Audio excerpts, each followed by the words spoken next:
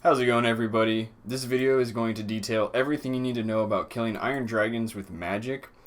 And, this is something I used to do on my way to 99, but obviously at 99 there's no reason for me to really do this anymore.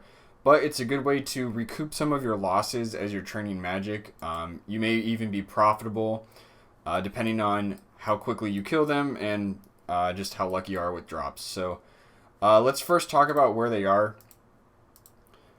Basically, if you're not familiar, they are in the catacombs of Kourend, and the easiest way to get there is to teleport to Kourend Castle via the Kourend Castle teleport, which is unlocked by getting the incantation, I think it's called, out of the library.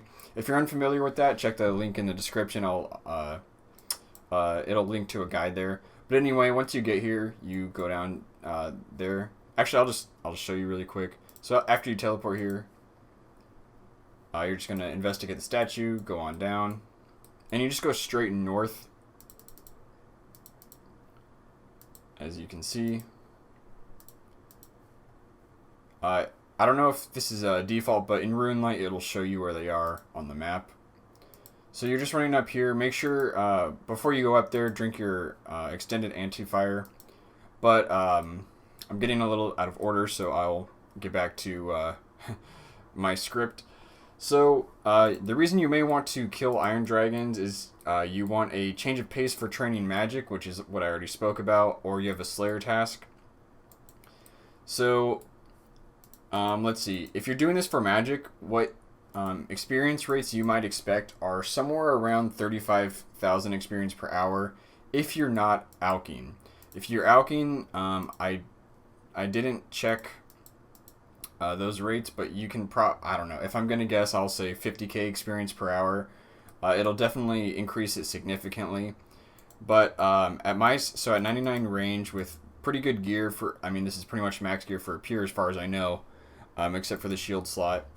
Yeah, I was getting about 37k experience per hour, and yeah, so moving on, let's talk about armor. In terms of armor, you're going to want to wear the best armor you can possibly afford that boosts magic attack and magic damage. So that's why I'm using these. If you're going to be using a fire spell, I definitely recommend the Smoke Battle Staff to save money on runes. However, if you want to upgrade to something like a Kodai Wand to increase your attack bonus and damage, then you could certainly do that. But you'll just be spending a little bit more money, of course. So in terms of inventory, if you are a low defense account like I am, you'll want to keep maybe 6, 7, 8, something like that, pieces of cheap food. I just brought some lobsters.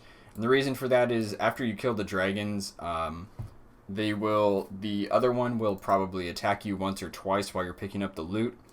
And obviously we're picking up the loot, that's why you're probably killing these guys. So just expect to get hit a little bit until the aggression runs out. So also another thing that will boost your rates, if you can afford an imbued heart, certainly go ahead and do that as often as you can. That will increase your magic accuracy, which is going to be a huge plus. It'll again just increase your XP rates.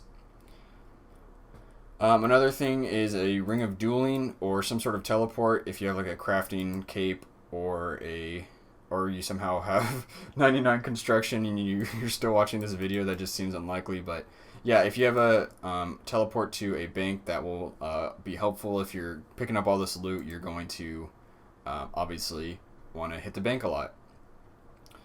And also the last thing is, if you're going to be, again, just banking all of your loot, one thing you may want to consider is stacking up on Kourend Castle teleport runes. So laws, souls, and water runes, and fire runes, in case you don't have a staff that accounts for that. That way you're not having to click it every time you go to the bank. You'll just have 1,000 of them lined up or whatever. That would be great. And then lastly, if you do plan on doing the alching method, then you'll want something that you can use high alch on. You would want something more than 89 items if you're really trying to maximize your rates, but that's up to you to decide. So I'm going to quickly talk about how to alch while doing this. I just quickly figured it out. The best way to alch is not spamming it, because if you just spam it, you're going to miss out on some experience from the striking spell or the combat spell that you're using. So basically my method was wait until his feet go up in the air, and that will put you that will have you casting it right before the hit splat. And the reason you do that is because the hit splat is what activates your auto retaliate. So you're not really, if you do it perfectly, I don't think you miss out on any game ticks. I'm not positive about that, but it is the best way to do it if you're going to use high alch. So now it's just time for a few miscellaneous tips. So the first one is, if you're going to be using the alch method, I recommend using a website called alchmate.com. That's how you can find some profitable items to alch, or some items that are less negative to alch, I guess. I just found it while making this video, so it seems pretty good. I'm not positive, but check it out, see if you like it.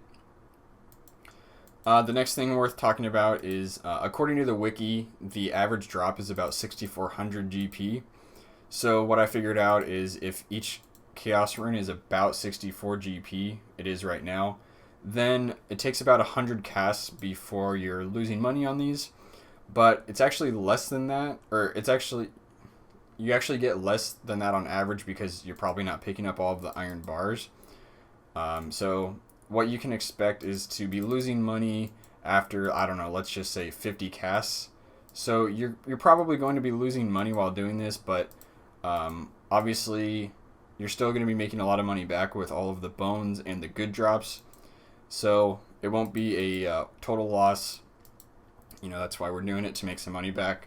Even if you're not super profitable every time, it's still more profitable than just splashing, for example. You're also getting much better rates than just splashing. So that's going to actually wrap it up. I covered everything I wanted to talk about. Hopefully you got something good out of that. If again, if you learned something, please drop me a like and consider subscribing. Yeah, that's all I really have to say. So thanks so much for watching, and I'll see you guys in the next video.